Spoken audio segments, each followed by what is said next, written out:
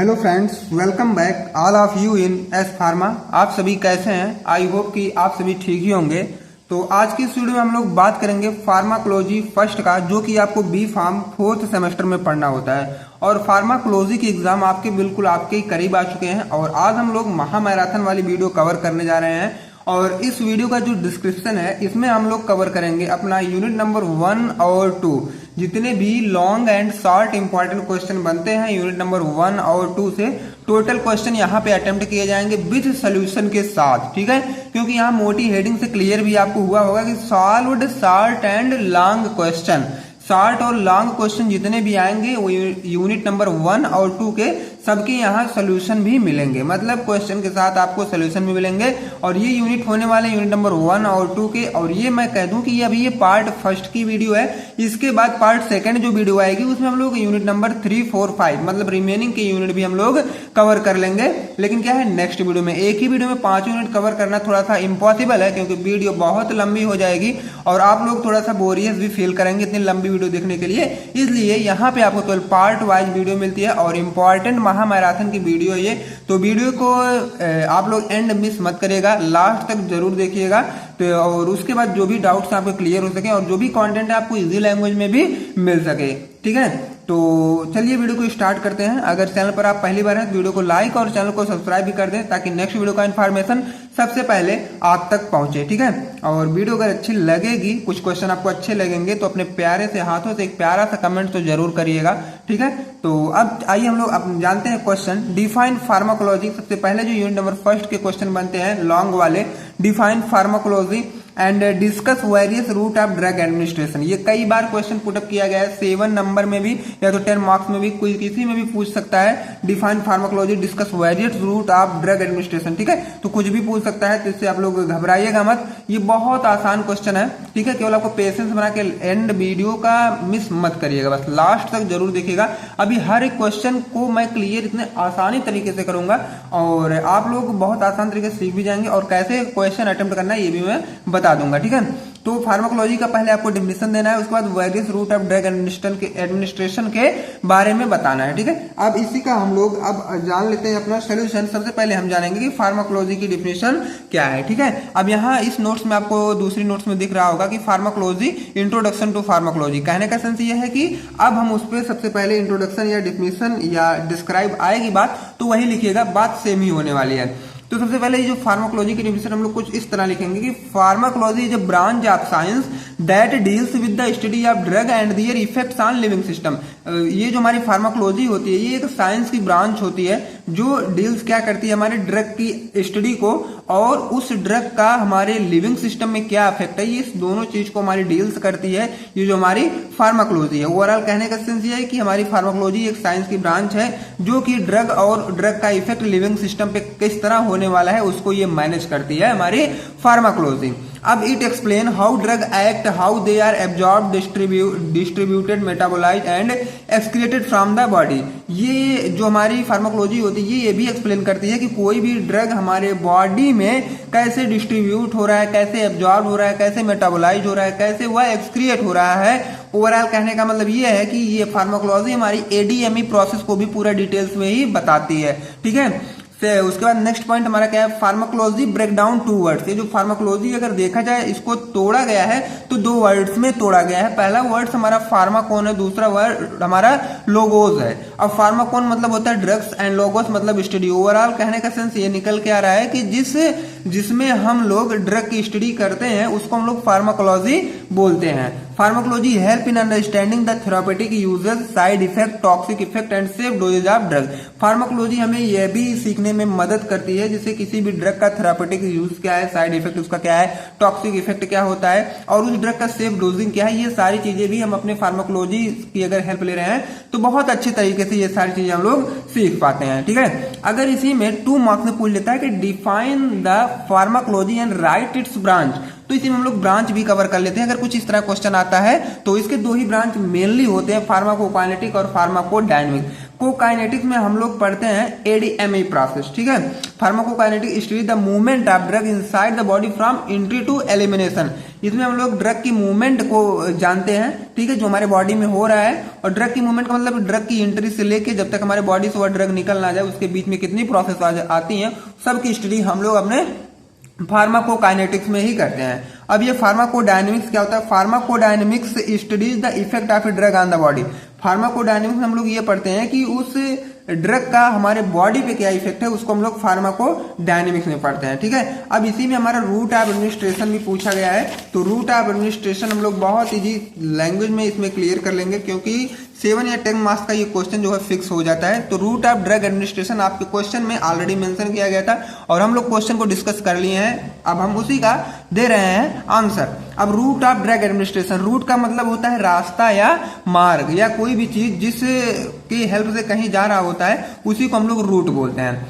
Root clear हुआ। Drug administration, drug का मतलब होता है जो हमारे बॉडी के लिए थेरापेटिक इफेक्ट शो करे, उसको हम लोग ड्रग बोलते हैं। एडमिनिस्ट्रेशन का मतलब ये है कि किसी भी चीज को किस जगह पर उसको एडमिनिस्ट्रेट करवा जा रहा है, किस जगह पे उसको दिया जा रहा है, उसी ओवरऑल पूरे प्रोसेस को हम लोग बोलते हैं रूट ऑफ ड्रग एडमिनिस्ट्रेशन। मतलब किस रूट से हम लोग ड्रग को उस साइड तक पहुंचा रहे हैं, उन्हीं को बोलते हैं route of drug administration. Route of drug administration is the path by which the drug is introduced into the body for treatment of disease। Route of drug administration हमारा एक ऐसा वे या ऐसा रास्ता है जिसके हेल्प से हम लोग ड्रग को इंट्रोड्यूस करवाते हैं अपने बॉडी में हुए डिजीज को ट्रीटमेंट के लिए, ठीक है। इसको हम लोग बोलते हैं route of drug administration. Drug are available in various form like tablet, capsule, ointment, injection, ETC. और ये जो ड्रग्स होती हैं ये अलग अलग फॉर्म में पाई जाती हैं, जैसे कि टैबलेट, कैप्सूल, ऑइंटमेंट, इंजेक्शन, ये सारी चीजें ये पाई जाती हैं। अब रूट ऑफ ड्रग एडमिनिस्ट्रेशन की बात कर लेते हैं। अभी तक तो हमने रूट ऑफ ड्रग एडमिनिस्ट्रेशन का केवल डिफिनेशन देखा है। अब रूट ऑफ ड्रग एडमिनिस्ट्रेशन किस रूट से ये जो ड्रग्स हैं वो ली जाती हैं, हम लोग इसकी बात करेंगे। मेनली 3 रूट ही होते हैं, होते तो कई सारे रूट हैं, लेकिन हम लोग यहाँ पे मेनली बात करेंगे क्योंकि एग्जाम बिल्कुल करीब आ चुका है और हम उतना ही आपको पढ़ा रहे हैं जितने आप पढ़ करके अच्छी तरीके से पास हो सकें। पहला रूट एक्सटर्नल रूट आता है, दूसरा पैरेंटल रूट आता है, तीसरा टॉपिकल रूट आता है। तो ये जो एक्सटर्नल रूट ये होता है कि जो ड्रग्स है वो डायरेक्टली हमारे ब्लड स्ट्रीम तक नहीं पहुंच पाती, इसलिए इसको एक्सटर्नल रूट कहा गया है। एक्सटर्नल रूट की एक ऐसी दवाएं होती हैं जो हमारे, मान लो कि अगर हम उसको ओरली दे रहे हैं तो हमारे पहले स्टमक वगैरह में जाएगी, तब कहीं जाके हमारे ब्लड स्ट्रीम में जाएगी ना, तो इसीलिए इसको एक्सटर्नल बोला गया। और पैरेंटल कैटेगरी की ऐसे मेडिसिन होते हैं जिसको हम लोग अपने वेन्स वगैरह में देते हैं और वो डायरेक्ट हमारे ब्लड सर्कुलर मतलब ब्लड स्ट्रीम में चली जाती हैं, ठीक है। और जो टॉपिकल है वो हमारे ऑन स्किन ऑन कैविटीज, मतलब स्किन और कैविटीज पे दी जाती हैं। तो एक्सटर्नल हमारा ओरल है, बकल है, सबलिंगुअल है, डेंटल कौन सा और रेक्टल है। और जो पैरेंट्रल हमारे होते हैं वो इंट्रावेनस रूट है, इंट्रामस्कुलर रूट है, इंट्राडर्मल रूट है, इंट्रा आर्टिकुलर रूट है, इंट्राकार्डियक रूट है। और टॉपिकल में हमारा ऑन स्किन ऑन कैविटीज, ये 2 हैं। बाकी अभी मैं एक एक को डिटेल में बताऊंगा, तब आपका बहुत अच्छी तरीके से डाउट्स जो हैं वो क्लियर हो जाएंगे। सबसे पहले ओरल की बात हम लोग कर लेते हैं। ये ओरल वाला होता क्या है, ओरल में क्या ही कहा गया है, drug taken by mouth and swallow. Oral का मतलब ये है कि जिस ड्रग को हम लोग अपने माउथ के हेल्प से लेते हैं और उसको अपने माउथ में स्वेलो कर देते हैं, उनको बोलते हैं ओरल, ठीक है। टैबलेट, कैप्सूल, सिरप, ये सब हमारे ओरल रूट्स हैं। मतलब ये सब जो टैबलेट, कैप्सूल, सिरप होते हैं इसको हम लोग अपने ओरल के रूट से लेते हैं। उसके बाद जो बकल्स वाला है, drug kept between cheek and gum to dissolve fluid. Cheek और गम के बीच में, हमारे माउथ में चिक और गम होता है, दोनों के बीच में हम लोग ड्रग रखते हैं और धीरे धीरे जो है डिजॉल्व होता है। एग्जांपल की बात करें तो बकल, टैबलेट, ठीक है। अब सबलिंगुअल में हमारा क्या होता है, सबलिंगुअल में हम लोग देख लेते हैं, drug kept under the tongue for fast absorption works quickly. अब ये जो ड्रग्स होते हैं सबलिंगुअल कैटेगरी की, इसको हम अपने टंग के नीचे रखते हैं ताकि एब्जॉर्प्शन इसका तेजी से हो सके और ये काम जो है बहुत फास्ट कर सके। अब इनके एग्जांपल की बात करें तो नाइट्रोग्लिसरीन टैबलेट जो होता है वो सबलिंगुअली हम लोग उसको एडमिनिस्ट्रेड करवाते हैं बॉडी में। अब डेंटल कोन्स की बात करें, डेंटल कोन स्मॉल मेडिकेटेड कोन प्लेस इनसाइड टूथ कैविटी। ये एक स्मॉल मेडिकेटेड कोन्स होता है, ठीक है, और जिसको placed inside tooth cavity, tooth के कैविटी में हम लोग इसको रखते हैं। किस लिए रखते हैं, टू प्रिवेंट इन्फेक्शन और पेन आफ्टर एक्सट्रैक्शन। एक्सट्रैक्शन के बाद जो भी हमारे दांतों, मतलब दांत का जो एक्सट्रैक्शन हुआ है उसमें कोई भी तरह के इन्फेक्शन और पेन वगैरह ना हो, इसलिए इसको हम लोग लेते हैं, एडमिनिस्टर करवाते हैं। अब रेक्टल की बात करें, ड्रग गिवन थ्रू रेक्टम मतलब एनस, एनस के थ्रू जो भी ड्रग्स दी जाती हैं उनको हम लोग रेक्टल रूट बोलते हैं। Used when patient can not swallow, अब ये कब हम लोग यूज करते हैं, जब पेशेंट जो है दवा को स्वेलो नहीं कर पाता तब ये हम लोग देते हैं। ठीक है, ये आपका पहला क्लियर हुआ एक्सटर्नल रूट। दूसरा रूट आता है पैरेंट्रल रूट। पैरेंट्रल रूट क्या होता है, जो कि गिवन बाय इंजेक्शन। ठीक है, ये इंजेक्शन की हेल्प से दिया जाता है parenteral route. Intravenous, intramuscular, intradermal, intraarticular और इंट्राकार्डियक। इंट्रावेनस मतलब आईवी क्या है, drug injected directly into veins. IV में हम लोग क्या करते हैं, जो भी ड्रग्स होती है इसको डायरेक्टली वीन्स में इंजेक्ट कराया जाता है और ये अपना जो एक्शन है बहुत तेजी से ये लेती हैं। इंट्रामस्कुलर आईएम क्या होता है, ड्रग इंजेक्टेड इनटू मसल्स। अब ये जो आईएम वाले जो भी मेडिसिन होती है डायरेक्टली इनको मसल्स में दिया जाता है। मॉडरेट स्पीड ऑफ एक्शन, और ये जो स्पीड ऑफ एक्शन इनका बहुत तेजी से होता है। इंट्राडर्मल की बात करें, drug injected just under the skin surface. ID जो इंट्राडर्मल है ये जस्ट स्किन के सरफेस के नीचे ही दिया जाता है। एक इंजेक्शन आता है छोटा सा, तो ऐसे लगाते हैं फिर ऐसे थोड़ा सा इंजेक्शन ऊपर कर देते हैं, तो वही आईडी होता है, इंट्राडर्मल होता है। अब उसके बाद इंट्रा आर्टिकुलर क्या होते हैं, drug injected into joint space. Joint space में जो ड्रग दी जाती है उनको हम लोग बोलते हैं intra articular. Use for joint pain और आर्थराइटिस। आर्थराइटिस या जॉइंट पेन के इसको मतलब ट्रीटमेंट में इसका यूज किया जाता है। इंट्रा कार्डियक की बात हम लोग कर लेते हैं, लास्ट वन बचा है। Drug injected directly into heart. Intra cardiac मतलब ऐसा ड्रग जो डायरेक्टली हार्ट में इंजेक्टेड कराया जाता है, इनको हम लोग इंट्रा कार्डियक बोलते हैं। ठीक है, अब लास्ट हमारा बचा टॉपिकल रूट। टॉपिकल रूट कहने का मतलब ये है कि दो रूट हमारे होते हैं, on skin, on cavities. Drug apply on skin surface for local effect. Local effect पाने के लिए जो हम ड्रग अपने स्किन पर अप्लाई करते हैं उनको बोलते हैं ऑन स्किन, मतलब टॉपिकल रूट में स्किन से है वो। ऑन कैविटीज का मतलब क्या है, दो drug applied inside body cavities. ठीक है, इसमें ड्रग हम लोग बॉडी कैविटीज पर अप्लाई करते हैं, मतलब हमारे बॉडी में जितनी भी खाली जगह है वहां से ड्रग को जब हम दे देते हैं उनको हम लोग बोलते हैं ऑन कैविटीज रूट। जैसे नोज है ना, नोज में होल्स है, उसकी हेल्प से भी हम दवा दे सकते हैं। ईयर में भी होल्स है ना, तो उसके हेल्प से हम लोग दवा देते हैं। आई, वजाइना, ईटीसी, ये सब की हेल्प से हम लोग दवा को दे सकते हैं। एग्जाम्पल की बात करें तो आई ड्रॉप, नजल ड्रॉप, ये सब हम कैविटीज के हेल्प से ही देते हैं। ठीक है, तो आई होप कि आपका ये जो पहला क्वेश्चन था वो बहुत अच्छे तरीके से क्लियर हुआ होगा। एंड अब हम लोग सेकंड क्वेश्चन की बात करते हैं। जो हमारा सेकंड क्वेश्चन आता है, अभी रही आपकी सीरीज ये क्वेश्चन वाली, define absorption, illustrate various factor affecting drug absorption. अब देखो जो दूसरा और तीसरा क्वेश्चन से कंपेयर करिए आप लोग कि इसमें एब्जॉर्प्शन पूछा है और वेरियस फैक्टर अफेक्टिंग ड्रग पूछा है। ठीक है, तो ये अगर इतना क्वेश्चन आएगा तो 7 मार्क्स का आएगा। लेकिन अगर वहीं उसके नीचे एक क्वेश्चन और लिखा गया है, define pharmacokinetics, right in detail about ADME and factor affecting ADME, तो यार जब हम अभी फार्माकोकाइनेटिक क्या होता है उसको कवर कर लेंगे, और जब एडीएमई प्रोसेस कवर करेंगे और उनके फैक्टर भी देख लेंगे, तो एक एफ आर होता है एब्जॉर्प्शन, तो यही एब्जॉर्प्शन यहाँ पे हम लोग कवर कर लेंगे और उनके फैक्टर भी हम लोग इसी में देख लेंगे। इसीलिए मैं दूसरे क्वेश्चन को स्किप कर रहा हूँ, तीसरे में इसका आपको जो भी है सोल्यूशन इसी में मिल जाएगा। ठीक है, तो डाइवर्ट ना होएगा कि सर दूसरा वाला नहीं समझाएं तो हम सर से नाराज हो जा रहे हैं, ऐसा कुछ मत सोचिएगा। ठीक है, अब तीसरा हम लोग यहीं से स्टार्ट करते हैं।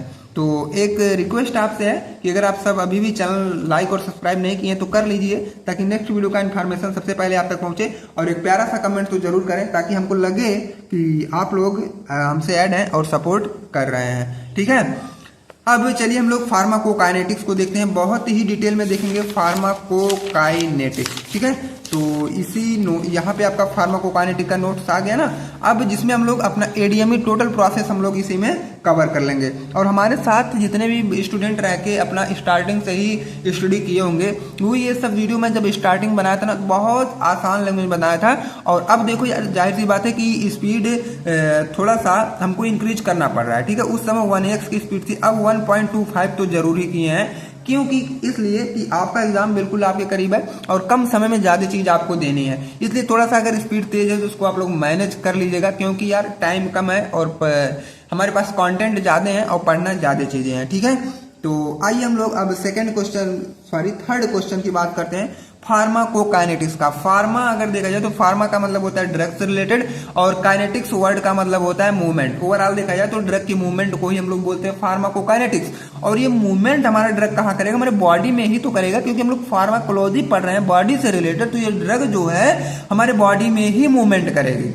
Pharmacokinetic is the quantitative study of drugs movement in, through and out of the body. ये एक क्वांटिटेटिव स्टडी है और इसमें हम लोग वो जो ड्रग है हमारे बॉडी में कितनी आई है, कितनी जाएगी और कितनी बाहर हुई है, ये सब अपने हम फार्माकोकाइनेटिक्स में जान लेते हैं। जब आप सेमेस्टर 6 में जाएंगे तो वहां एक सब्जेक्ट मिलेगा बायोफार्मास्यूटिक्स, तो वहां पे फार्माकोकाइनेटिक का मेन रोल आप क्या होता है उसको आप लोग अच्छी तरीके से समझ जाएंगे। अगर यहाँ पे आपका डाउट क्लियर रहेगा थोड़ा बहुत तो वहां आपको आसानी होगी, ये तो कंफर्म सी बात है। तो चलिए, बहुत long and most important question pharmacokinetic की बारी है अब की बार, और ये 10 नंबर में या तो 7 नंबर में तो कंफर्म है। और इसमें से इतने क्वेश्चन अभी आपके 2 मार्क्स वाले बनेंगे कि आप ऐसा सोच रहे होंगे कि 10 और 7 के साथ हमारा 2 मार्क्स वाला भी इसी में क्लियर हो जाएगा। तो चलिए, फार्माकोकाइनेटिक्स ओवरऑल थोड़ा बहुत आप सभी को क्लियर हुआ। What does body to do the drug, इसमें ये देखा जाता है कि जो हमारी बॉडी है वो ड्रग के लिए कर क्या रही है, और जो हमारी बॉडी है वो ड्रग के लिए क्या करती है, पहले ड्रग को एब्जॉर्ब करवाएगी, उसके बाद उसका डिस्ट्रीब्यूट करवाएगी पूरे पार्ट्स में, उसके बाद उसको मेटाबोलाइज कर देगी, उसके बाद उसका एक्सक्रिएट कर देगी। सबसे पहले वो जो ड्रग्स आई हमारे बॉडी में एब्जॉर्ब हुई, उसके बाद वह ड्रग क्या है डिस्ट्रीब्यूट हुई ओवरऑल हमारे बॉडी में, टिश्यू में जो भी है, उसके बाद मेटाबॉलिज्म उसका होना है, उसके बाद धीरे धीरे वह एक्सक्रिएट हो जाते हैं। ठीक है, और पहला प्रोसेस, अब हम यही 4 प्रोसेस डिटेल में जानेंगे विथ साइड इफेक्ट, वो विथ फैक्टर अफेक्टिंग के साथ। तो सबसे पहले हमारा आता है एब्जॉर्प्शन। एब्जॉर्प्शन क्या है, एब्जॉर्प्शन मतलब होता है अवशोषित होना या अवशोषित करना। अब ड्रग का बॉडी में देने के बाद ब्लड में जाना ही एब्जॉर्प्शन कहलाता है। जैसे कोई भी ड्रग कोई भी खा लिया, अब ड्रग क्या है तो कुछ देर बाद वो उसके ब्लड सर्कुलेशन में जाएगा, ठीक है, ब्लड में जाएगा, और जैसे ही ब्लड में वह ड्रग चली जाती है उसी को हम लोग बोल देते हैं एब्जॉर्प्शन ऑफ ड्रग। ओवरऑल देखा जाए तो ड्रग जो है एब्जॉर्ब हो गई हमारे बॉडी के ब्लड में, तो उन्हीं को हम लोग बोलते हैं एब्जॉर्प्शन। अब अच्छे तरीके से हो गया। Absorption is the process by which drug moves from the site of administration into the blood stream. Absorption हमारा एक ऐसी प्रक्रिया है जिसमें जो हमारी ड्रग है वो साइट ऑफ एडमिनिस्ट्रेशन से हो करके ब्लड स्ट्रीम तक जाती है, उनको हम लोग बोलते हैं एब्जॉर्प्शन। ठीक है, हिंदी वर्जन आप सभी का क्लियर हुआ। अब और भी इसमें है कुछ छोटी छोटी पॉइंट बहुत इंपॉर्टेंट रखती हैं अपने आप में। It is the first and important step of pharmacokinetics. ये जो है पहला और इंपॉर्टेंट स्टेप है फार्माकोकाइनेटिक्स का, क्योंकि बिना इसके आगे आप लोग नहीं बढ़ सकते हैं। अगर यही नहीं होगा तो डिस्ट्रीब्यूशन नहीं होगा, डिस्ट्रीब्यूशन जब नहीं होगा तो मेटाबॉलिज्म वगैरह क्या ही होगा। When we take any drug through oral route, जब कोई भी ड्रग हम लोग ओरल रूट के हेल्प से लेते हैं तो it goes into stomach in which disintegrate and dissolution take place. अब इतना तो पता है कि जब कोई भी ड्रग्स जो है इसको हम लोग अपने बॉडी में लेते हैं तो वह स्टमक में जाता है, उसके बाद वही धीरे धीरे डिसइंटीग्रेट होकर डिसोल्यूट होना स्टार्ट हो जाता है। Then drug reach into intestine, उसके बाद जो ड्रग्स होती है वह इंटेस्टाइन में धीरे धीरे पहुंचने लगती है। नाउ आफ्टर, अब यहां से देखिए आप लोग, now after dissolution drug absorb into blood from intestine या स्टमक थ्रू मेम्ब्रेन। उसके बाद डिसॉल्व होने के बाद जो भी ड्रग्स हैं वो हमारे ब्लड स्ट्रीम में जाती हैं इंटेस्टाइन के हेल्प से, उसके बाद वो या तो स्टमक में रहेंगी, वहीं से ये धीरे धीरे मेम्ब्रेन की हेल्प से इधर उधर वो जाने लगते हैं। जैसे कि यहाँ पे फ्लो चार्ट, अगर उतना थियरी नहीं समझ में आई तो फ्लो चार्ट देखिए, ड्रग को दिया गया पहले, उसके बाद साइट ऑफ एडमिनिस्ट्रेशन से होते हुए वो एब्जॉर्ब हो गए हमारे ब्लड्स में, मतलब पूरे बॉडी में, उसके बाद ब्लड सर्कुलेशन में आ गई वो ड्रग, उसके बाद साइट एक्शन अपने साइट ऑफ एक्शन पे गई, वहां पे वो अपना इफेक्ट दिखाएं। ठीक है, ये हमारे होते हैं एब्जॉर्प्शन। अब हमारी दवा जो है ब्लड सर्कुलेशन तक आ गई है, अब उसके आगे की हमको कहानी देखनी है। उसके आगे की मेम्ब्रेन ट्रांसपोर्ट वगैरह होता है ना, मैं बताया कि डिसॉल्व होने के बाद मेम्ब्रेन की हेल्प से ही हमारी ड्रग्स जो वो एक्शन ले पाती है। अब ये मेम्ब्रेन कितने होते हैं, कैसे अपना एक्शन लेते हैं, ये जानिए। मेम्ब्रेन ट्रांसपोर्ट का मतलब ये है कि membrane transport is the process by which a drug crosses the cell membrane to enter the blood और सेल। इसमें क्या है, जो ड्रग्स है ये सेल मेम्ब्रेन को अब धीरे धीरे क्रॉस करके जो दवा है वह अंदर जाएगी हमारे ब्लड में या तो सेल्स में। ठीक है, अब ये 4 टाइप के होते हैं, यहाँ पे क्लियर लिखा गया है। Passive transport, active transport, facilitated transport और एंडोसाइटोसिस। अब इन्हीं 4 का हमको पूरा अच्छी तरीके से डिफिनेशन पढ़ना है, उसके बाद हम लोग नेक्स्ट वाला देखते हैं। सबसे पहले पैसिव ट्रांसपोर्ट क्या होता है उसका हम लोग नॉलेज ले लेते हैं। Passive diffusion is the movement of a drug from higher concentration to lower concentration across the cell membrane without using energy. Passive transport में ड्रग क्या करते हैं, हाई कंसंट्रेशन से लो कंसंट्रेशन की तरफ जाते हैं और किसी सेल मेम्ब्रेन का यूज करते हुए, और वहां पे ये कोई भी एनर्जी यूज नहीं करते हैं, उनको हम लोग बोलते हैं पैसिव ट्रांसपोर्ट। मतलब बिना किसी एनर्जी का यूज किए सेल मेम्ब्रेन के हेल्प से जो हमारी ड्रग्स होती है वो हायर कंसंट्रेशन से लोअर कंसंट्रेशन की तरफ से धीरे धीरे वह क्रॉस करती है, उसी को हम लोग बोलते हैं पैसिव ट्रांसपोर्ट। अब फैसिलिटेटेड ट्रांसपोर्ट क्या होता है, हम अब इसकी बात कर लेते हैं। Facilitated transport is the movement of a drug from higher concentration to lower concentration with the help of carrier protein without using energy. Facilitated transport वो ट्रांसपोर्ट होते हैं जिसमें ड्रग हमारी हायर कंसंट्रेशन से लोअर कंसंट्रेशन की तरफ move करती है और किसी एक कैरियर प्रोटीन की हेल्प से और बिना एनर्जी का यूज किए, उसी को हम लोग बोलते हैं फैसिलिटेट ट्रांसपोर्ट। अब यहाँ फ्लो चार्ट में दिखाया गया है, अभी आपका क्लियर हो जाएगा। हाई कंसंट्रेशन से हमारी जो है ये कैरियर प्रोटीन जब हेल्प करेंगे तो वो मेम्ब्रेन तक आएगी ड्रग, और उसके बाद लो कंसंट्रेशन तक मेम्ब्रेन की हेल्प से ड्रग्स हमारी जो है वो आ जाएंगी बिना किसी एनर्जी का यूज किए। अब एक्टिव ट्रांसपोर्ट की हम लोग बात कर लेते हैं, कभी कभी ये 2 मार्क्स में आते हैं ना, तो यहीं से क्लियर कर लीजिएगा अपना। Active transport is the movement of a drug across the cell membrane from lower concentration to higher using energy. यहाँ पे एनर्जी का यूज करके जो ड्रग्स होती है हमारी लोअर कंसंट्रेशन से हायर कंसंट्रेशन की तरफ जाती है, और यहाँ पे कैरियर प्रोटीन का भी हमारी ड्रग से हेल्प लेती हैं और एनर्जी का भी हेल्प लेती हैं, क्योंकि इसमें ड्रग का उल्टा हो रहा है, लोअर कंसंट्रेशन से ड्रग हमारी हायर कंसंट्रेशन की तरफ जा रही है, इसलिए यहाँ पे एटीपी मतलब एनर्जी और कैरियर प्रोटीन दोनों का यहाँ पे उसको हेल्प लेना पड़ रहा है। ठीक है, अब इसी में हम लोग फ्लो चार्ट देख लेते हैं इसका। लो कंसंट्रेशन है पहली बात, अब कैरियर और एटीपी दोनों का ये हेल्प लेंगे तब ये मेम्ब्रेन तक आएंगे, तब उसके बाद मेम्ब्रेन से धीरे धीरे क्रॉस होके हाई कंसंट्रेशन अपना ये मेंटेन करेंगे। ठीक है, अब हम लोग लास्ट वाला देखते हैं, इंडोसाइटोसिस। इंडोसाइटोसिस क्या होता है, endocytosis is the process by which large drug molecule enter the cell by forming a vesicle from the cell membrane using energy. Endocytosis is the process by which large drug molecule enter the cell by forming a vesicle.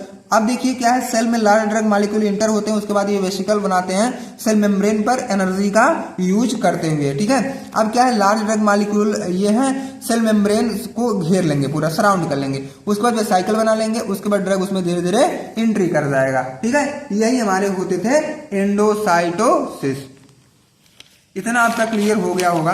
अब हम लोग factor affecting, कौन से factor इसको affect करते हैं, अब लोग इसकी बात करते हैं। अब आप लोग जान पा रहे होंगे कि ये जो क्वेश्चन नंबर 2 था ना, अब ये जानो कि अभी क्वेश्चन नंबर 2 आपका क्लियर हो रहा है, एब्जॉर्प्शन और उसके फैक्टर अफेक्टिंग, ये अच्छे तरीके से क्लियर हो रहा है। अगर एग्जाम में आता है तो आप लोग को यार स्किप मत करिएगा, एक भी क्वेश्चन आप स्किप मत करिएगा, जो भी क्वेश्चन है अच्छे तरीके से सॉल्व करके आइएगा, क्योंकि आप लोग एस फार्मा के साथ जुड़कर अपनी पढ़ाई कर रहे हैं। ठीक है, अब फैक्टर अफेक्टिंग ड्रग एब्जॉर्प्शन, इसकी बात हम लोग करें। ड्रग फैक्टर्स जैसे फिजियोकेमिकल फैक्टर्स हैं और कुछ हमारे बायोलॉजिकल हैं। सबसे पहले हम लोग बात करेंगे फिजियोकेमिकल फैक्टर के। लिपिड सॉल्युबिलिटी है, पार्टिकल साइज है, डोजेज फॉर्म है और ड्रग की कंसंट्रेशन है। तो लिपिड सॉल्युबिलिटी में क्या है, मोर लिपिड सॉल्युबल मोर एब्जॉर्प्शन। जिस ड्रग क्या है, जो भी ड्रग्स हैं अगर वो लिपिड सॉल्युबल ज्यादा हैं तो उनका एब्जॉर्प्शन भी ज्यादा होगा।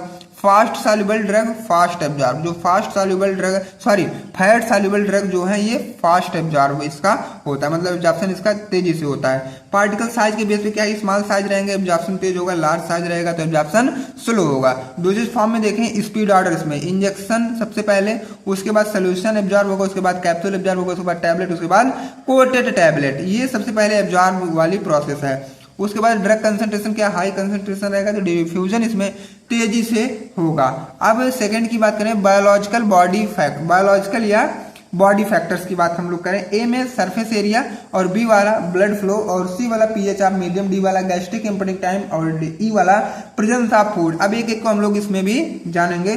सबसे पहले सरफेस एरिया की हेल्प से जानेंगे। मोर एरिया मोर एब्जॉर्प्शन, ज्यादा एरिया अगर है तो ज्यादा तेजी से एब्जॉर्प्शन होगा। अब ब्लड फ्लो अगर ज्यादा है तो मोर एब्जॉर्प्शन भी होगा, मोर ब्लड फ्लो मोर एब्जॉर्प्शन। अब उसके बाद पीएच ऑफ मीडियम की बात करते हैं। मीडियम के पीएच के अकॉर्डिंग क्या है, वीक एसिड है तो स्टमक से रिलेटेड हुआ, अगर वीक बेस है तो इंटेस्टाइन में जाएगा।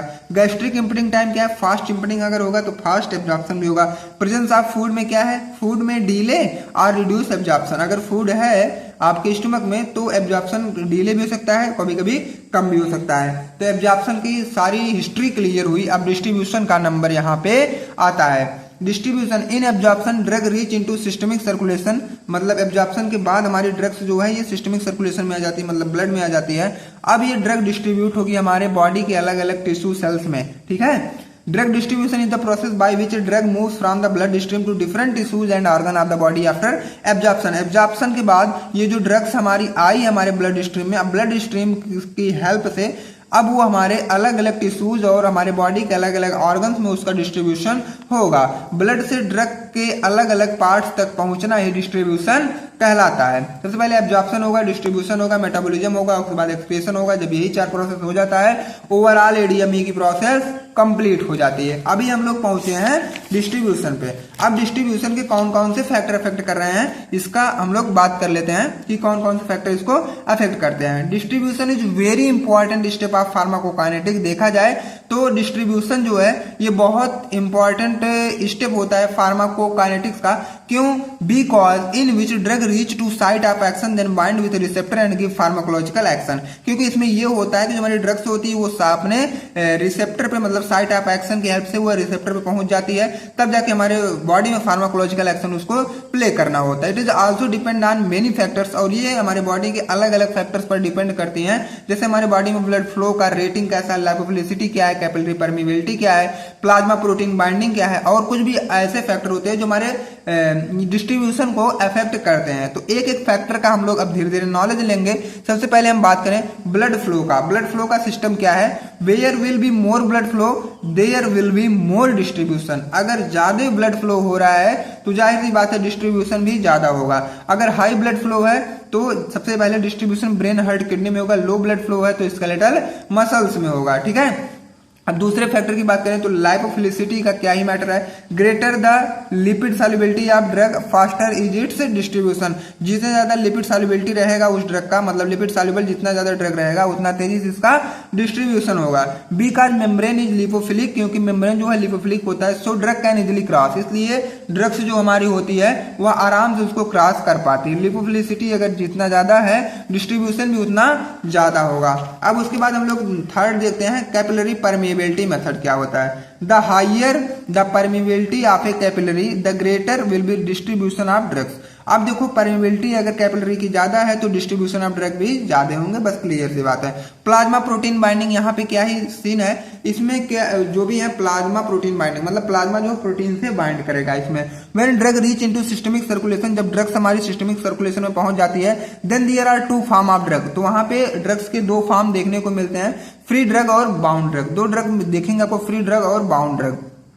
Most of the drug bind with albumin. जितने मतलब ज्यादातर ड्रग्स जो हमारे हैं ये एल्बुमिन पे ही बाइंड होते हैं। एग्जांपल की बात करें, acidic drug generally bind to albumin. जो एसिडिक ड्रग्स होती है वे जनरली बाइंड करती हैं एल्बुमिन के साथ। बेसिक ड्रग जो जनरली बाइंड करती हैं अल्फा 1 एसिड ग्लाइकोप्रोटीन के साथ। ओके, इतना आपका क्लियर हुआ। अब तीसरे की बात आती है मेटाबॉलिज्म। AD क्लियर, M की बात हम लोग अब करते हैं। ये मेटाबॉलिज्म क्या होता है? मेटाबॉलिज्म आई होप कि आप लोग केमिस्ट्री में भी पढ़े होंगे, तो वहीं से आपका डाउट क्लियर हुआ होगा। मेटाबॉलिज्म को हम लोग दूसरे नाम से भी जानते हैं, बायो ट्रांसफॉर्मेशन। किसके नाम से जानते हैं? Biotransformation. Drug metabolism is a process by which the body chemical change a drug into water soluble to form so it can be easily remove from the body. Metabolism हमारी एक ऐसी process है जहां पे हमारी body जो है drug को चेंज करती है ताकि वो जो ड्रग है वो आराम से हमारे बॉडी से एक्सक्रिएट हो पाए, और उस ड्रग को हमारी जो बॉडी है ज्यादातर वो वाटर सॉल्युबल बना लेती है, और जितना ज्यादा ड्रग को वाटर सॉल्युबल हमारी बॉडी कन्वर्ट करेगी उतने ही आराम से हमारे बॉडी से जो ड्रग है वह एक्सक्रिएट हो जाएगा। उसी पूरे प्रोसेस को हम लोग मेटाबॉलिज्म बोलते हैं, ठीक है। उसके बाद मेटाबॉलिज्म अकर्स इन लीवर, और जो मेटाबॉलिज्म है ये हमारे लीवर में ही होता है। ज्यादातर कंडीशन में जो मेटाबॉलिज्म हमारे लीवर में ही होता है। अब इसमें कौन सी एंजाइम अपना मेन रोल प्ले करती हैं इसकी बात हम लोग यहाँ पे कर लेते हैं। मोस्टली बायो ट्रांसफॉर्मेशन या metabolism are done by microsomal enzyme. ये ज्यादातर माइक्रोसोमल एंजाइम की हेल्प से ही होता है, such as cytochrome P450 oxidase and glucuronyl transferase. ठीक है, यहाँ पे 2 मेन एंजाइम अपना काम करते हैं, P450 ऑक्सीडेज या ग्लूकोरोनिल ट्रांसफरेज एंजाइम अपना वर्क करते हैं। अब इसमें 2 टाइप की रिएक्शन चलती है, फेज फर्स्ट रिएक्शन और फेज सेकंड रिएक्शन। अब फेज फर्स्ट रिएक्शन क्या होता है उसकी बात हम लोग कर लेते हैं। In this the drug can be metabolize by oxidation. इसमें क्या होता है, जो ड्रग्स है वो ऑक्सीडेशन की हेल्प से मेटाबोलाइज होते हैं, रिडक्शन की हेल्प से मेटाबोलाइज होते हैं और हाइड्रोलिसिस की हेल्प से मेटाबोलाइज होते हैं and increase polarity of drugs. और इसमें क्या होता है कि ड्रग की पोलैरिटी भी बढ़ जाती है। So drug can easily excrete from kidney, these are non synthetic reaction. जब पोलैरिटी बढ़ेगी तो ड्रग हमारी किडनी आराम से उसको एक्सक्रिएट कर देती है और ये हमारे सिंथेटिक रिएक्शन भी कहलाते हैं। एग्जाम्पल की बात करें तो एस्पिरिन का जब साइटोक्रोम P450 के एंजाइम के प्रेजेंस में जब इसका हाइड्रोलिसिस होता है तो वह सैलिसिलिक एसिड में कन्वर्ट होकर वह बॉडी से एक्सक्रिएट हो जाती है। अब फेज सेकंड में रिएक्शन क्या है, सिंथेटिक रिएक्शन। जैसा कि आप लोगों ने ऊपर वाला देखा कि नॉन सिंथेटिक रिएक्शन था और हमारा फेज सेकंड जो रिएक्शन वह सिंथेटिक रिएक्शन भी कहलाता है। It is faster than phase first and also those not excreted after phase first can excrete through phase second। ये phase first से faster प्रक्रिया है और ये जो है phase first के बाद इसको हम लोग excrete नहीं कर सकते हैं और phase first can excrete through phase second. लेकिन फेज सेकंड और फर्स्ट तो हो सकता है लेकिन फर्स्ट सेकंड नहीं हो सकता है। It involve conjugation with an endogenous substance such as glucuronic acid, sulphate और ग्लाइसिन। इसमें जो एंडोजीनियस सब्सटेंस होते हैं जैसे कि यहाँ कंजुगेशन होता है ग्लूक्रोनिक एसिड, सल्फेट और ग्लाइसिन के साथ।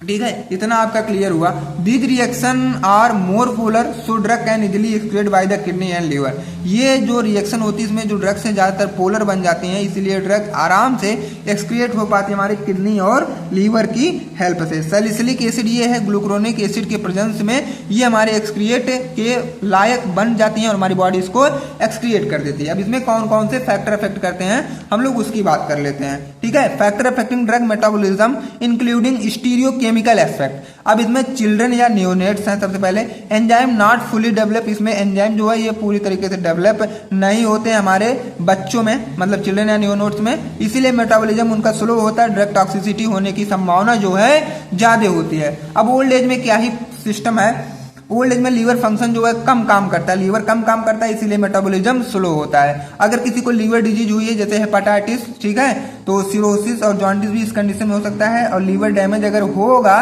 तो एंजाइम क्या है कम काम करेगी, जाहिर सी बात तब मेटाबॉलिज्म ही उसका स्लो हो जाएगा। अब एंजाइम इंडक्शन की हम लोग बात कर लेते हैं। एंजाइम इंडक्शन में some drug increase enzyme activity, कुछ ड्रग्स ऐसी हैं जो एंजाइम की एक्टिविटी को बढ़ा देती हैं। एग्जाम्पल की बात करें तो रिफाम्पिसिन, ठीक है, या तो रिफाम्पिसिन या तो स्मोकिंग के कंडीशंस में इसमें जो इफेक्ट आएगा वह क्या है, मेटाबॉलिज्म बढ़ेगा और ड्रग का एक्शन घट जाएगा। ठीक है, मेटाबॉलिज्म अगर तेजी से हो रहा है तब भी दिक्कत है, अगर स्लो हो रहा है तब भी दिक्कत है। एंजाइम इनहिबिशन की बात करें तो some drug decrease enzyme activity, कुछ ड्रग्स ऐसी हैं जो एंजाइम की एक्टिविटी को घटा देती हैं। एग्जाम्पल की बात करें तो सिमेटिडीन है और इसका इफेक्ट क्या है, मेटाबॉलिज्म कम होगा तो ड्रग का एक्शन तेजी से हो जाएगा और टॉक्सिसिटी हमारे बॉडी में बढ़ जाएगी ऐसा करने पर। ठीक है, इतना आपका क्लियर हुआ। अब लास्ट वन हमारा एलिमिनेशन आ जाता है। ठीक है, एलिमिनेशन ADM, 3 प्रोसेस कंप्लीट। अब ई की प्रोसेस हम लोग देखने वाले हैं। ADME था ना, excretion of drug, it is the removal of systematically absorb drug from our body. इसमें क्या होता है, जो सिस्टम से हमारे बॉडी में ड्रग एब्जॉर्ब हुआ था अब ये सिस्टमेटिकली तरीके से हमारे बॉडी से बाहर जाएंगे, प्रेम से हमारे बाहर बॉडी से चले जाएंगे। It is the last step of pharmacokinetic, और देखा जाए तो फार्माकोकाइनेटिक्स का ये लास्ट स्टेप ही है। ठीक है, एलिमिनेशन, रूट ऑफ एलिमिनेशन, किस रूट से हम लोग एलिमिनेट करेंगे, यूरिन है, लंग्स है और स्वीट्स हैं, इस सब रूट से हम लोग ड्रग को एलिमिनेट करेंगे। ठीक है, इतना आपका क्लियर हुआ। यूरिन कैसे करेंगे, most of the drug are excreted through the kidney by the process of urination. ज्यादातर हम लोग किडनी की हेल्प ले करके, ठीक है, यूरिनेशन करवाते हैं, यूरिनेशन की प्रोसेस से ही ज्यादातर ड्रग्स बाहर चले जाते हैं। Water soluble drug excreted out through this, जितने भी वाटर सॉल्युबल ड्रग्स होती हैं वो यहीं से बाहर चली जाती हैं। अब लंग से कैसा मामला है, एक्सहेल्ड एयर, इनहेल्ड और एक्सहेल्ड, दो चीज हम करते हैं अपने लंग से। तो जब एयर को हम लोग एक्सहेल करते हैं, some drug in form of gas and volatile liquid are eliminated through exhalation by lungs. कुछ ड्रग्स हमारी ऐसी होती हैं जो हम गैस या वोलेटाइल लिक्विड के फॉर्म में लेते हैं तो वो एलिमिनेट होती है हमारे लंग्स का, जब एक्सहेलेशन होता है तब वो एलिमिनेट हो जाती है। एग्जाम्पल की बात करें तो जनरल एनेस्थेटिक्स और एल्कोहल वगैरह, स्मोकिंग वगैरह। ठीक है, उसके बाद स्वीट्स क्या है, पसीने की हेल्प से कैसे ड्रग्स बाहर जाती है। Some of drug is excreted in the form of sweat from skin, ये स्वीट बन करके हमारी स्किन से धीरे धीरे बाहर चले जाते हैं। कुछ ड्रग्स हमारी ऐसी होती हैं। अब उसके बाद काइनेटिक्स ऑफ एलिमिनेशन, एलिमिनेशन की काइनेटिक्स क्या है, इसमें सबसे पहले हमको क्लियर करना होता है क्लियरेंस क्या होता है, सीएल जिसको शॉर्ट फॉर्म में बोलते हैं, कभी कभी ये 2 मार्क्स में पूछा जाएगा सीएल क्या होता है, क्लियरेंस क्या होता है। The clearance of a drug is the theoretical volume of plasma from which the drug is completely remove in unit time. अब देखो rate of elimination upon plasma concentration, ये क्लियर लिखा गया कि ये थ्योरेटिकल वॉल्यूम है प्लाज्मा का, from which the drug is completely remove in a unit time, किसी भी यूनिट टाइम में कितना भी ड्रग हमारे बॉडी से एक्सक्रीट हो रहा है उसी को यहाँ पे बता देना है, ठीक है। फर्स्ट ऑर्डर काइनेटिक्स क्या है, जीरो ऑर्डर काइनेटिक्स क्या है, इसको भी हमको देख लेना होता है। The amount of drug eliminated over time is directly proportional to concentration of drug in the body, मतलब rate of elimination is directly proportional to drug concentration, जितना ज्यादा ड्रग कंसंट्रेशन रहेगा रेट ऑफ एलिमिनेशन उतना ज्यादा ही देखने को मिलेगा। Most of the drug is eliminated through first order kinetics, ज्यादातर जो ड्रग्स हैं वो फर्स्ट ऑर्डर काइनेटिक्स की हेल्प से ही वो एलिमिनेट हो जाते हैं। जीरो ऑर्डर काइनेटिक्स में क्या है, the amount of drug is eliminated independent of drug concentration, इसमें जो है जो ड्रग कंसंट्रेशन पे जो हमारी ड्रग्स है वो ड्रग कंसंट्रेशन पे कोई भी डिपेंडेंसी नहीं रखेगी। So rate of elimination is equal to constant, इसलिए जो ड्रग का रेट ऑफ एलिमिनेशन हुआ कांस्टेंट ही रहता है। यहां तक आपका क्लियर हुआ, 3 क्वेश्चन आई होप कि आपका क्लियर हुआ होगा बहुत अच्छे तरीके से, ठीक है। तो चलते हैं हम लोग नेक्स्ट क्वेश्चन पे। हमारा जो नेक्स्ट क्वेश्चन है वह है यूनिट नंबर 2 का, what is signal transduction, discuss in detail about ji protein coupled receptor. GPCR पे आपको डिस्कस करना है और सिग्नल ट्रांसडक्शन क्या होता है उसको बता देना। बहुत आसान क्वेश्चन है यार, कई बार पूछा गया है एग्जाम में, इसलिए मैं इसको सॉल्व करा देता हूँ और आसान भी है। तो सबसे पहले हम लोग जीपीसीआर पढ़ने से पहले आपको हम बता दें कि सिग्नल ट्रांसडक्शन क्या होता है, ठीक है। इस पर्ची में आपको दिख रहा होगा सिग्नल ट्रांसडक्शन का डिफिनेशन। अब सिग्नल ट्रांसडक्शन क्या होता है, सबसे पहले हिंदी बता दूं कि इंग्लिश, हिंदी बता दें सबसे पहले आपको, क्योंकि टाइम कम है और समझाना आपको अच्छे से है। सेल की सतह पर मिलने वाले सिग्नल को सेल के अंदर पहुंचाकर विशेष प्रतिक्रिया उत्पन्न करने की प्रक्रिया को सिग्नल ट्रांसडक्शन कहते हैं। इसमें क्या है कि सेल के सरफेस पर जो भी सिग्नल मिलता है उसको सेल के अंदर ये ले जाता है, उसके बाद जो भी रिस्पांस देना होता है वो रिस्पांस आता है। इसी पूरे प्रोसेस को सिग्नल ट्रांसडक्शन कहते हैं। It is a mechanism in which signal received at the cell surface, इसमें जो सेल सरफेस पर हमारा कोई भी सिग्नल जब रिसीव किया जाता है is transferred inside the cell, उसके बाद सेल के अंदर उसको ट्रांसफर किया जाता है to produce a specific effect, तब जाके कोई एक स्पेसिफिक इफेक्ट प्रोड्यूस हो पाता है, उसको हम लोग बोलते हैं सिग्नल ट्रांसडक्शन। और इसी क्वेश्चन में ये भी पूछा गया था कि जीपीसीआर पे हमको अब डिस्कस करना है, ठीक है। यहाँ पे जीपीसीआर क्लासिफिकेशन ऑफ रिसेप्टर में ही जीपीसीआर हमारा आता है। अब जीपीसीआर पे हमको डिस्कस करना है, मतलब जी प्रोटीन कपल्ड रिसेप्टर की हम लोग यहाँ पे अब बात करने वाले हैं, ठीक है। जी प्रोटीन कपल्ड रिसेप्टर हमारे होते क्या है, it is also called GPCR receptor, इसको हम लोग दूसरे नाम से जानते हैं जीपीसीआर रिसेप्टर के नाम से, मतलब इसका शॉर्ट फॉर्म होगा जी प्रोटीन कपल्ड रिसेप्टर, ठीक है। इसका 2 नाम क्लियर हुआ। अब GPCR is cell surface receptor that activate G protein, मतलब guanine protein after binding with a drug ligand and produce a cellular response through a second messenger.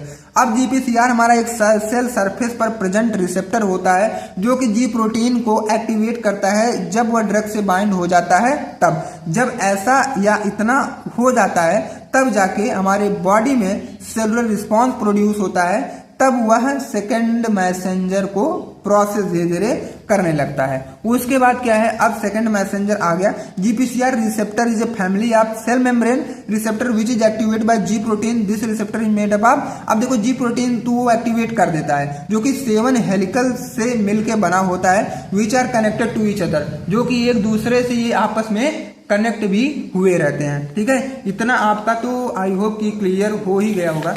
And अब इसके बाद नेक्स्ट वाला देखते हैं, इन दिस हेलिकल चैनल, इस helical channels में क्या होता है, 3 segment run in extracellular and 3 run in intracellular. When drug agonist by is bind with the amine group of extracellular, then G protein is activated and G protein bind with the receptor and produce action. अब इसमें देखिए कि 7 हुआ 6 है ना, 3 segment जो है extra cellular run करेंगे और 3 सेगमेंट इंट्रासेलुलर रन करेंगे। उसके बाद ड्रग एगोनिस्ट, मतलब जब ड्रग उसके साथ बाइंड करेगी अमीन ग्रुप के साथ, तब जाके मतलब वो अमीन ग्रुप के साथ बाइंड करेगी एक्स्ट्रा सेलुलर में, तब जी प्रोटीन एक्टिवेट होगा, उसके बाद जी प्रोटीन बाइंड करेगा रिसेप्टर के साथ, तब जाके वह एक्शन देगा। थोड़ा सा प्रोसेस इतनी लंबी है, अभी आपका डायग्राम में क्लियर हो जाएगा। ये इनके डायग्राम है, ठीक है। छोटा सा डायग्राम मैं प्रिंट करवाया हूं क्योंकि डायग्राम उतना अच्छे से मैं बना नहीं पाता हूं।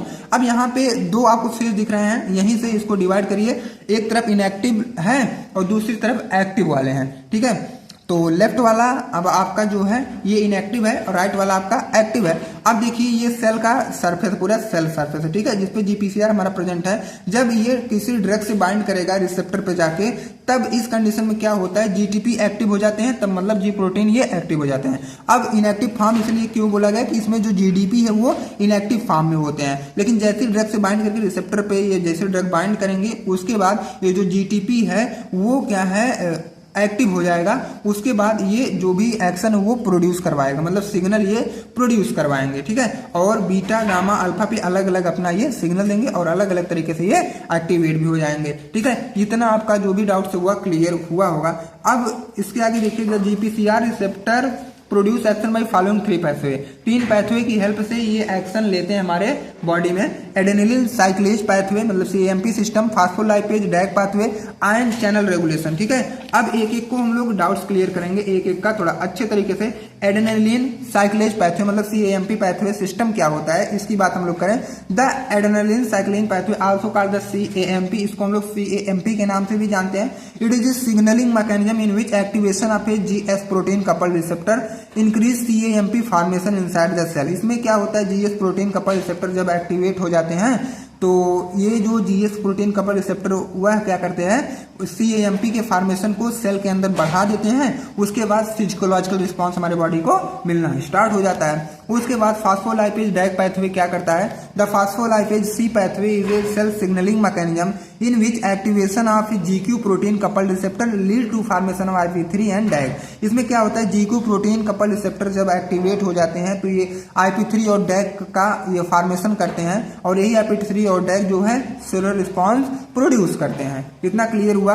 थर्ड की बात करें, आयन चैनल रेगुलेशन में क्या होता है, ion channel regulation is a mechanism in which drug or ligands control the opening and closing of ion channel. इसमें जो है जो ड्रग्स होते हैं या लिगेंड्स जो होते हैं यही कंट्रोल करते हैं हमारे चैनल्स की ओपनिंग और क्लोजिंग का, और यही अलाउ करते हैं हमारे कुछ जैसे आयंस होते हैं सोडियम पोटेशियम कैल्शियम क्लोरीन, इन्हीं को ये अलाउ भी करते हैं across the cell membrane to produce a response, ठीक है। रिस्पांस को प्रोड्यूस करने के लिए सेल से ये अलाउ करते हैं इसको, ठीक है। इतनी आपका जो डाउट है ये आपका क्लियर हुआ होगा।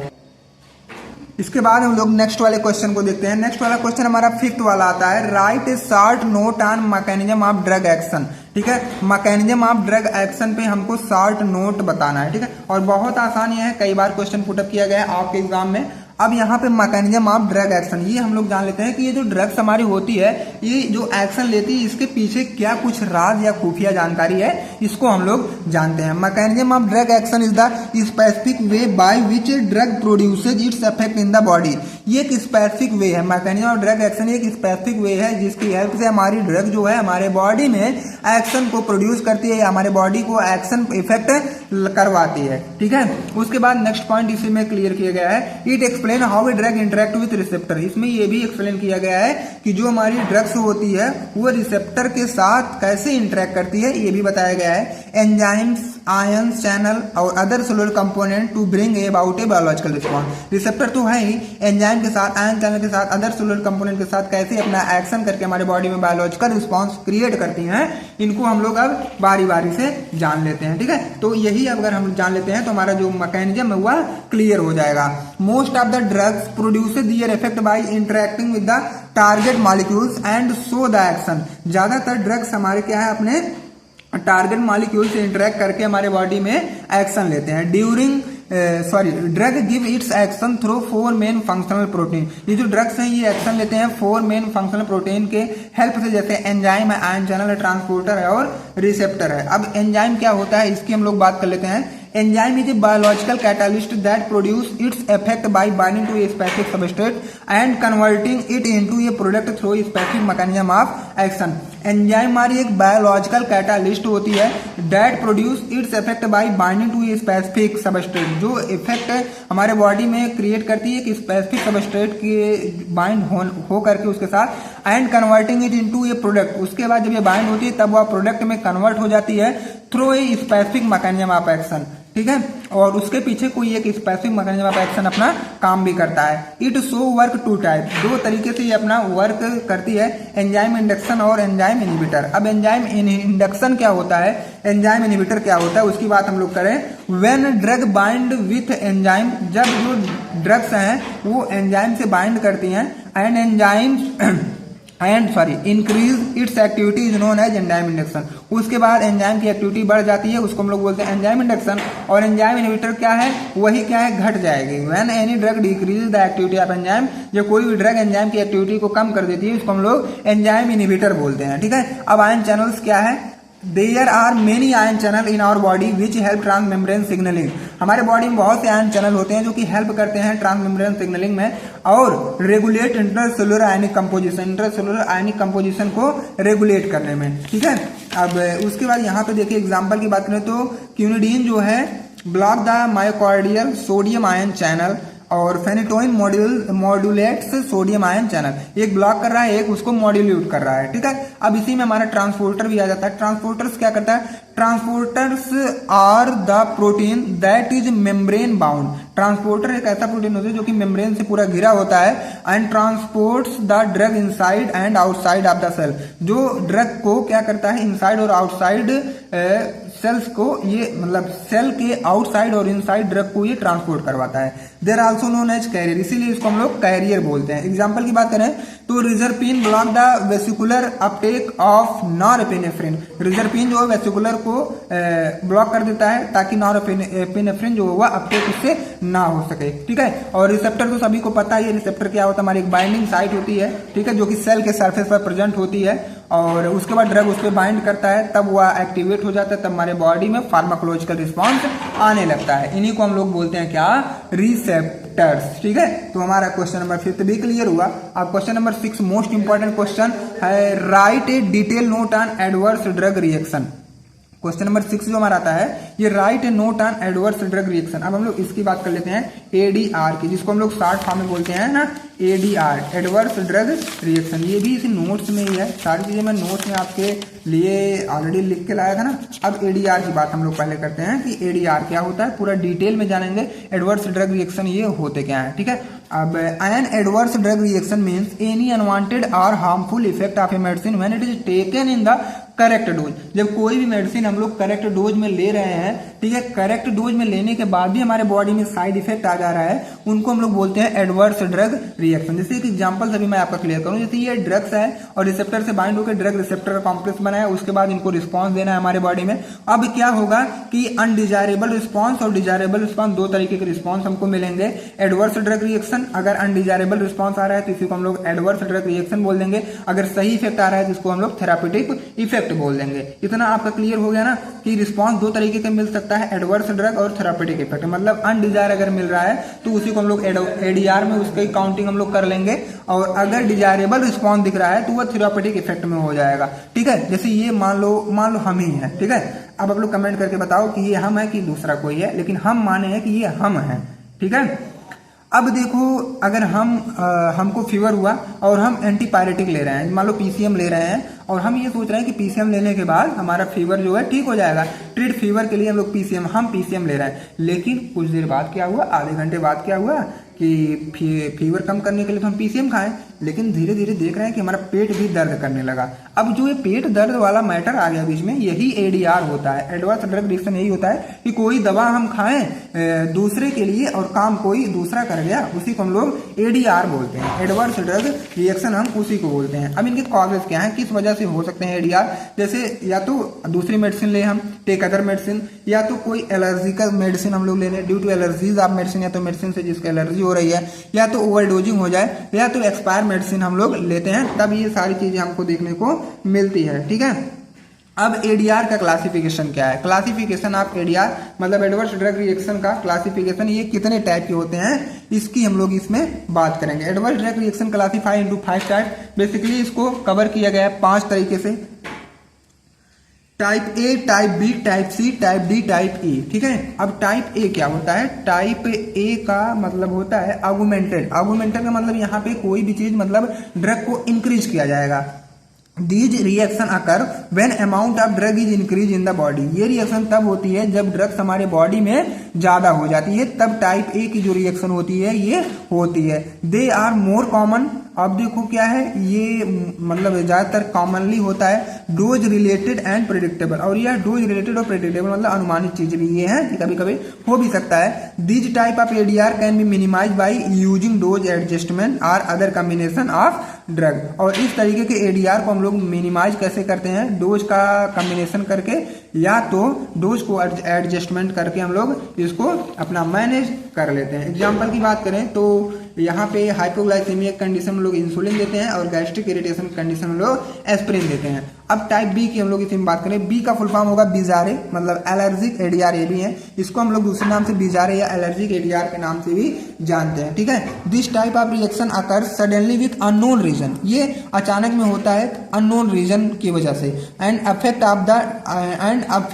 Of drug is not known. और जो ड्रग की इफेक्ट हो रही है हमको पता नहीं होती किस तरह का इफेक्ट हमारे बॉडी पे आया है इस ड्रग का। They are less common, non dose related and unpredictable. ये थोड़ा सा कॉमन होता है, कम कॉमन होता है और कोई इसमें डोजिंग से रिलेटेड कोई प्रॉब्लम नहीं होती। और ये अनप्रिडिक्टेबल होता है, इसको हम लोग अनुमान भी नहीं लगा सकते हैं। इसको मिनिमाइज करते हैं विड्रॉ ऑफ ड्रग। जो भी ड्रग दिया गया उसको हम लोग कम कर देंगे या तो नहीं देंगे। एग्जाम्पल की बात करें, एनाफाइलैक्सिस में हम लोग पेनिसिलिन देके मैनेज करते हैं और ब्रांकोस्पाज्म अस्थमैटिक पेशेंट को में हम लोग एस्प्रिन देके मैनेज करते हैं। जैसे अस्थमैटिक पेशेंट में जो ब्रांकोस्पाज्म होता है उसमें हम लोग एस्प्रिन भी कभी कभी देते हैं, तब जाके ये कंडीशन जो है मैनेज होती है। टाइप सी का मतलब कॉन्टिन्यूअस। कॉन्टिन्यूअस कहने का सेंस क्या है? These type of ADR occur due to use of any medicine for a long period of time.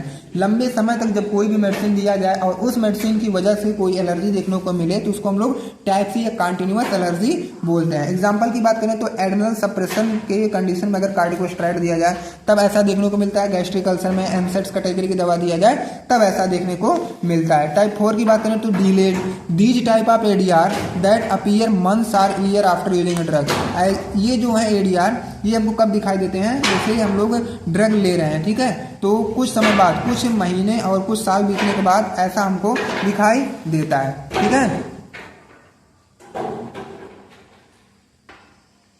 इसमें जो एग्जाम्पल आता है बर्थ डिफेक्ट से रिलेटेड और इनफर्टिलिटी से रिलेटेड, तो बर्थ डिफेक्ट में हमारा थैलिडोमाइड यूज करके हम लोग इसको मैनेज करते हैं और इनफर्टिलिटी में हम लोग रेडिएशन देकर इसको मैनेज करते हैं। ठीक है, उसके बाद जो फिफ्थ वाला आता है इसके टाइप ई वाले में एंड ऑफ यूज या विड्रॉ, मतलब लास्ट की कंडीशन है। These type of ADRs occur when a drug is stopped suddenly. अब ये एडीआर कब देखने को मिलता है? जब जो भी ड्रग्स हम लोग दे रहे हैं ये अचानक अगर रोक दिया जाए तब। ठीक है, एग्जाम्पल की बात करें सीजर्स में अगर बेंजोडाइज़पिन, ये हम लोग बेंजोडाइज़पिन अगर मतलब अचानक बंद कर दिए, उसके बाद एंजाइना में अगर बीटा ब्लॉकर एटेनोल अगर अचानक बंद कर दिए तो टाइप ई वाला रिएक्शन हमारे बॉडी में देखने को मिलता है। ठीक है, एंड लास्ट वन, हमारा लास्ट क्वेश्चन बच रहा है, right a detail note on drug discovery and clinical evaluation of new drug. ये क्वेश्चन तो 100% 10 या 7 मार्क्स का ये तय है। ठीक है, right detail note on drug discovery and clinical evaluation of new drug. ठीक है, अब हम इसकी भी बात कर लेते हैं इसी वीडियो में, क्योंकि ये यूनिट नंबर 2 का लास्ट टॉपिक है drug discovery and clinical evaluation. अब ड्रग डिस्कवरी और क्लिनिकल इवेल्युएशन के बारे में आपको बता दूं कि सबसे पहले ये आपका क्लियर करूं, ये ड्रग डिस्कवरी क्या होती है, उसके बाद क्लिनिकल इवेल्युएशन क्या होता है, उसकी बात हम लोग करें। ड्रग डिस्कवरी मतलब ये होता है कि किसी भी नई दवा को खोजने और बनाने की प्रक्रिया को हम लोग ड्रग डिस्कवरी बोलते हैं। एंड क्लिनिकल इवेल्युएशन का मतलब ये है कि नई दवा को इंसानों पर टेस्ट करना ताकि ये पता चल सके कि दवा कहां तक सेफ और सुरक्षित है। ठीक है, उनको बोलेंगे क्लिनिकल इवेल्युएशन और ड्रग डिस्कवरी हम लोग इसको बोलेंगे। Drug discovery is the process in which new medicine are identify and introduce into market. Drug discovery हमारा एक ऐसा प्रोसेस है जहां पे हम लोग नई मेडिसिन को आइडेंटिफाई कर लेते हैं अच्छे तरीके से, उसके बाद इसको मार्केट में हम लोग इंट्रोड्यूस करवा लेते हैं। इट इन्वॉल्व 2 स्टेज, 2 स्टेज में इनको इन्वॉल्व किया गया, पहला ड्रग डिस्कवरी, दूसरा ड्रग डेवलपमेंट। ड्रग डिस्कवरी आप सभी का क्लियर हुआ कि नई दवा को खोजने और बनाने की प्रक्रिया, और ड्रग डेवलपमेंट मतलब ये है कि ड्रग को डिस्कवरी किया जाता है, प्लस टेस्टिंग किया जाता है, प्लस अप्रूव लिया जाता है, तब उसके बाद वो जो तब मतलब फाइनली हमारा प्रोडक्ट बन के आता है, तब कहीं उसको ओवरऑल कंडीशन को हम लोग ड्रग डेवलपमेंट बोलते हैं। ठीक है, इतना आपका क्लियर हुआ। एंड लास्ट वाला पॉइंट जो आता है, it will take approx 10 to 15 years and lots of many for a new drug. अब देखो कभी कभी ऐसा होता है कि ये सारी चीजें करने में किसी एक ड्रग का 10 से 15 साल लग जाता है, कभी कभी उससे भी अधिक लग सकता है, कहीं 15, 25, 20, 30 साल भी लग सकता है। ठीक है, तो इन एन एंशियंट टाइम देखा जाए तो पुराने समय में क्या होता था, drug have been discovered either by identifying the active ingredients from traditional remedies और बाय सडनली डिस्कवरी। पहले के समय में ड्रग को डिस्कवर किया जाता था ना रेमेडीज को देख के। ठीक है, कि जैसे कोई भी जाते थे, अगर देख रहे हैं कि ये दवा खिला करके इसका ये चीज ठीक हो गया ना, तो वहीं से जान जाते थे कि इस जड़ी बूटी में दवा है। तो कुछ पहले का ऐसे किया जाता था। और जो ड्रग डिस्कवरी करने का मेरा एम ये था कि जो ड्रग से वो सेफ मिल सके, इफेक्टिव और पोटेंट हो सके, और इनमें कोई भी टॉक्सिक इफेक्ट ना हो सके, क्योंकि पहले की दवा में ये सब थोड़ा कम देखने को मिलता था, क्योंकि इतने अच्छे तरीके से साइंटिफिक लेवल पे हमारी दवा का डिस्कवरी हो नहीं पा रही थी। ठीक है, अब drug discovery and development involve total 6 step, इसमें लगभग पूरा 6 स्टेप इन्वॉल्व हुआ है ड्रग डिस्कवरी और डेवलपमेंट में। अभी 6 स्टेप क्या क्या है, बस यही 6 स्टेप लास्ट होने जा रहा है। Target identification, target validation, lead identification, lead optimization, ये ड्रग डिस्कवरी में आ जाएंगे हमारे 4, और 2 हमारे ड्रग डेवलपमेंट में आ जाएंगे, क्लिनिकल ट्रायल, और क्लिनिकल ट्रायल में फेज 1, 2, 3, 4। ठीक है, अब ड्रग डिस्कवरी फेज से ही हम लोग जानेंगे।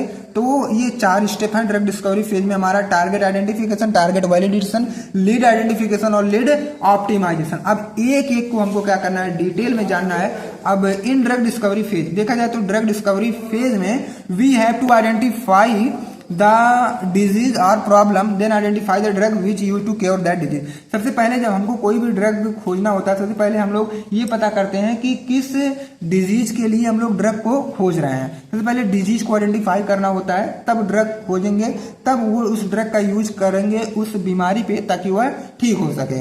अब टारगेट आइडेंटिफिकेशन पहले करेंगे, इसमें क्या है, बीमारी के अंदर उस खास जगह को हम लोग ढूंढेंगे कि जिस पे जो हम दवा बना रहे हैं वो काम करेगी। ठीक है, तब जाके वह जो डिजीज हुआ क्योर हो पाएगी।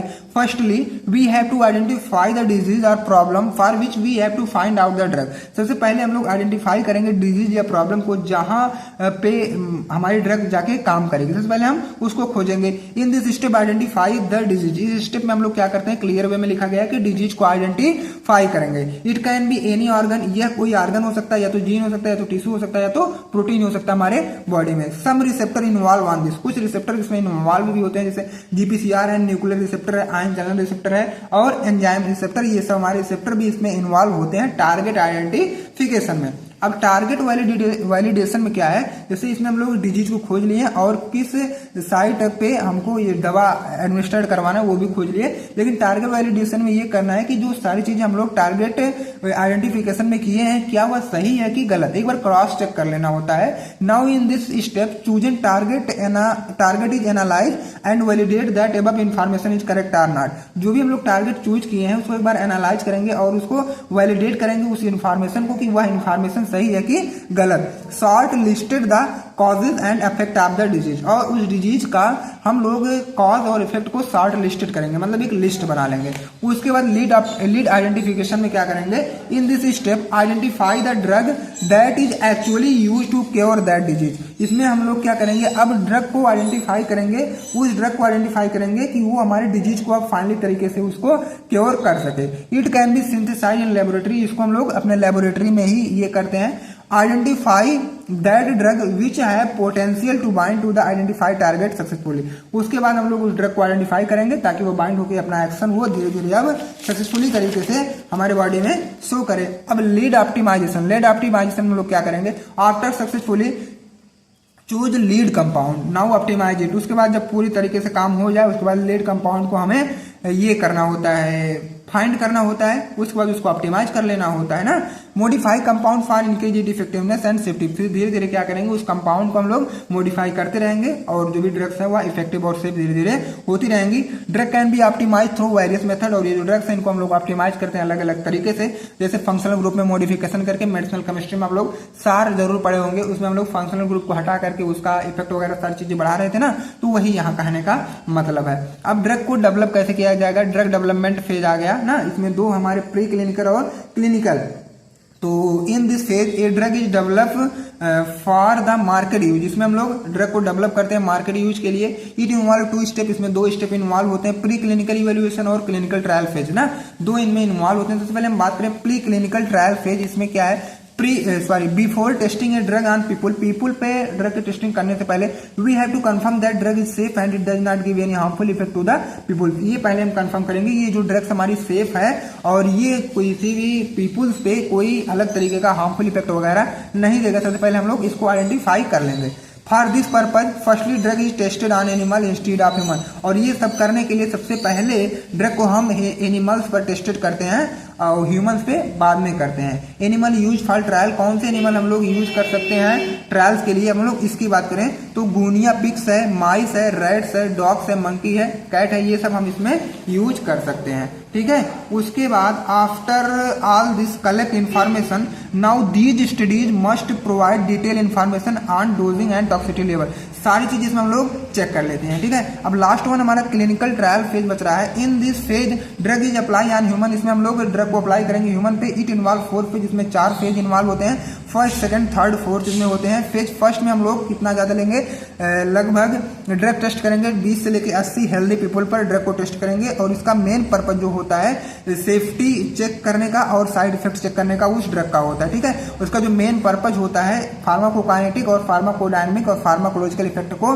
चेक करने के लिए होता है। ठीक है, और सेकंड में क्या है, इन दिस फेज, इस फेज में क्या होता है, अप्रॉक्स 100 से 500 पेशेंट लेंगे, उसको सेलेक्ट करेंगे और उसमें टारगेट डिजीज को सेलेक्ट कर लेंगे। ठीक है, now drug is tested on patient, और ड्रग को ये टेस्ट करेंगे पेशेंट पे। ठीक है, लेंथ ऑफ दिस फेज लगभग 2 ईयर्स का, ये जो सारी चीजें रहेंगी लगभग 2 साल के रहेंगे, और इसका जो पर्पज होता है फाइंडिंग डोज रेंज को हम लोग फाइंड कर पाएंगे और साइड इफेक्ट को हम लोग चेक और मेजर कर पाएंगे। ठीक है, और फेज थर्ड में क्या होता है, in this phase approx 1000 to 5000 लगभग 1000 to 500 पेशेंट यहाँ पे सेलेक्ट किए जाएंगे टारगेट डिजीज के साथ। ठीक है, now drug is tested on patient, उसके बाद ड्रग की मतलब टेस्ट किया जाएगा पेशेंट के साथ। Length of this phase 1 to 4 year, और इसका जो रहेगा लगभग 4 साल का रहेगा। इसमें जो पर्पज इसका जो है लॉन्ग टर्म सेफ्टी और ड्रग इंटरेक्शन कम हो पाए इसके लिए है। उसके बाद फेज फर्स्ट जो हमारा है, in this phase collect data of drug that drug is safe or not, इसमें ये हम लोग चेक करेंगे कि जो ड्रग्स हमारी है वो सेफ है कि नहीं, वो डाटा चेक करेंगे। पर्पज इसका क्या रहेगा, परफॉर्म क्वालिटी ऑफ ड्रग, वो जो ड्रग की क्वालिटी कैसी है इसको चेक करेंगे। Collection of long term safety information, और लंबे समय तक वो ड्रग्स हमारी मार्केट में चले उसका हम लोग वो इन्फॉर्मेशन को कलेक्ट करेंगे। ठीक है, तो यहीं पे हमारा जो भी था यूनिट नंबर 1 और 2 ये क्लियर हुआ। और कुछ अभी इस वीडियो में आपको बाहरी नॉइज आई होगी तो उसके लिए फ्रेंड्स सॉरी, क्योंकि अब हम बनाएंगे वीडियो नेक्स्ट वाला पार्ट नेक्स्ट में, तो अभी मैं थोड़ा सा तेजी से पढ़ा है क्योंकि बाहरी नॉइज आने लगी है ना। तो मिलते हैं आपसे हम नेक्स्ट में, तब तक के लिए friend thank you, bye bye, take care.